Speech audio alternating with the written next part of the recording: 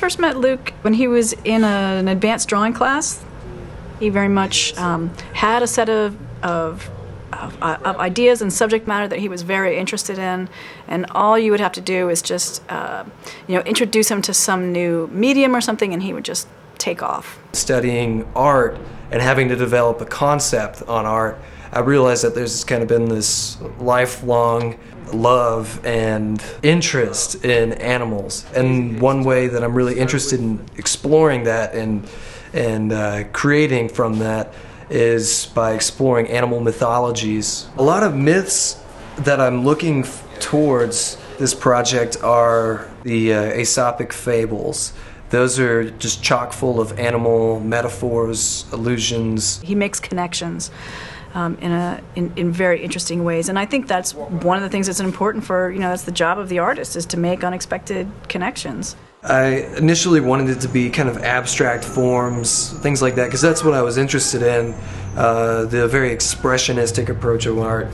And then over time it just came to be that I found these elements, three-dimensional and two-dimensional elements that I could use. I eventually just shed myself of all limitations. But my role, I think, has been in sort of helping him clarify his ideas, pointing out things that he may not have noticed. And then I think also a lot of it has been just sort of like a back and forth about how the pieces are working. He'll try something out and I'll be kind of a sounding board. In your mind, how has he gotten up there? I mean, is the chain part of it, or is the chain just sort of like... The most important thing that Professor Musgnug has done for me is given me confidence and also just opened me up. I don't think any of this was present until she kind of brought that out of me. Great thing about this honors project for Luke is that he has had these ideas for years, and the chance to really get in there and chew on these ideas for a year is just is fantastic, because I'm starting to understand more of what I want to do.